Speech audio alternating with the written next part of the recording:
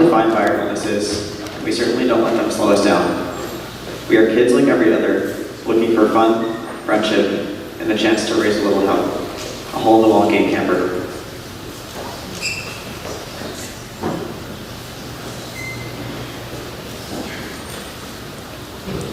Every day, hole-in-the-wall campers push past their limitations to accomplish what seems impossible. It is this spirit that inspires me. Larry Grogan.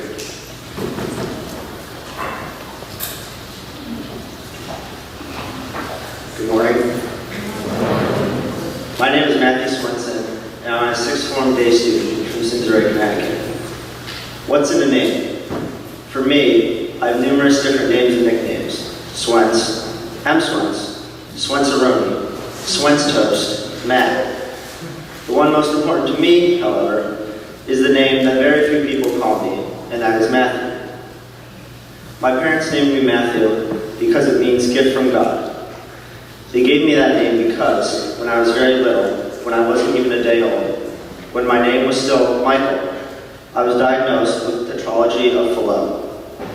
Tetralogy of Fallot is a heart defect with 4 components: a hole in my heart, a blockage, an enlarged ventricle, and a defective valve that prevents my heart from pumping enough blood throughout my body. One of the valves didn't close properly, so a lot of backflow happened, and still happens today. At 6 weeks old, I had open heart surgery. My scar is still visible down the entire middle of my chest. My doctor said that someday there will probably be a syndrome named after me. For years, friends and acquaintances have asked me when I will outgrow my medical issues. Well, I'm still growing, and I still have them. In addition to the heart defect, I was born with both an immune deficiency and an abundance of allergies. Yet, I would not trade me with anyone else. I'm the lucky one in the room because I'm part of the hole-in-the-wall game camp community. I was always too sick to go to camp the way other kids did. I wouldn't have been able to eat the food that I needed to eat. I didn't have the endurance to do any of the activities, and I was chronically under the weather and catching other people's germs. So I couldn't imagine actually going to any camp, let alone having fun at a summer camp, until I went to hole-in-the-wall. Paul Newman, the founder of the hole-in-the-wall game camp, created camp as a place for sick kids to be kids and raise a little hell. I was 12 the first time I attended camp, and spent my 17th birthday there just a few weeks ago from my last time there as a camper. During each visit, I made sure to make Uncle Paul, as he is called at camp, proud. My first year, it seemed to me as if all the counselors were named Mike. There was Big Mike, Mike who played guitar, regular Mike, and short Mike. Mike who played guitar would always, no matter how restless we were, play the guitar until everyone in the entire cabin fell asleep. I had a daily competition with short Mike as to who was taller, even though I was 12 and he was in his 20s. Regular Mike was just that, regular, although no one at hole-in-the-wall could ever be regular. They're all too special and unique. Big Mike always offered to give me a piggyback ride from the cabins to the dining hall for breakfast, mostly because I was half asleep at that time of the morning, and it enabled me to get 10 more minutes of sleep.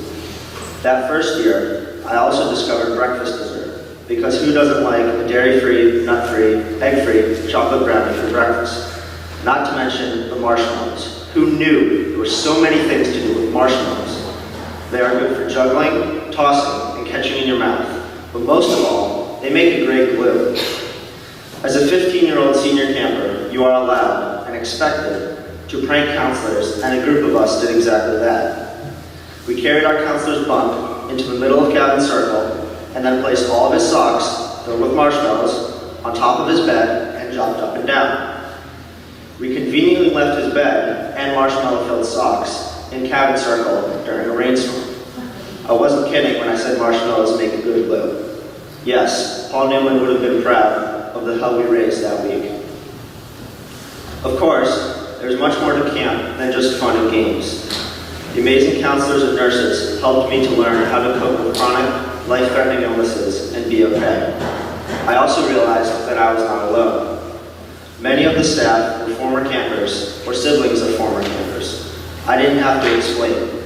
They always just seemed to know and understand They understood if I needed a snack at 10 p.m. because my blood sugar was low. They understood that the campers in the boys' cabins, including mine, had absolutely no regard for table manners. The emphasis was on fun, and table manners were the least of our worries. They also understood if I was too tired to do something, like paddling on a paddle boat at 9 in the morning. Back then, I didn't have any treatment for my immune deficiency, only orange juice and fruit snacks to get me jump-started at any and all times of the day.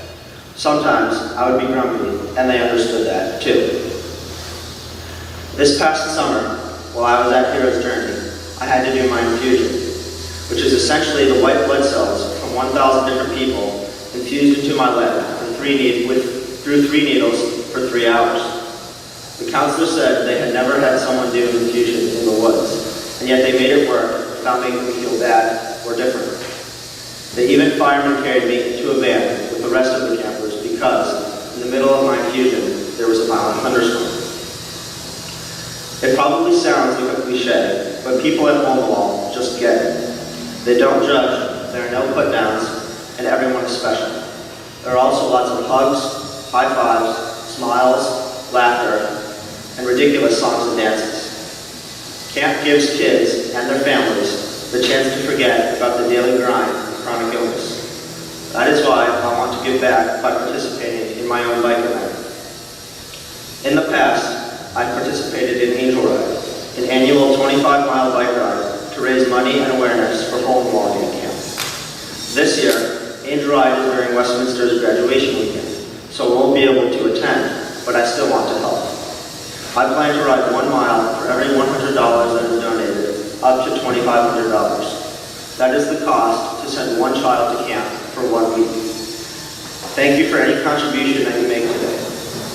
I'm really excited because Homewall will match me dollar for dollar for any amount of money that I raise. Please consider making a donation to help kids with cancer, sickle cell, and other life-threatening diseases to have the chance to raise a little help. This afternoon, if you are still considering a donation to Homewall, I'll be emailing the link to my fundraising page.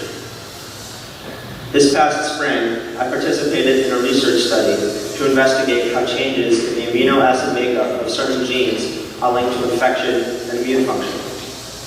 Perhaps the results of the study will benefit the next child born with one or more of my medical conditions. Even while it would be great to find a cure for immune deficiency, I don't mind having one, because being a part of the Homewall Gang Camp community has been life-changing. It has taught me the importance of making a difference in the lives of others, and I hope that I continue to be one of the lucky ones who is able to foster positive change through laughter, compassion, marshmallows, and maybe even the discovery of how to treat Swenson syndrome.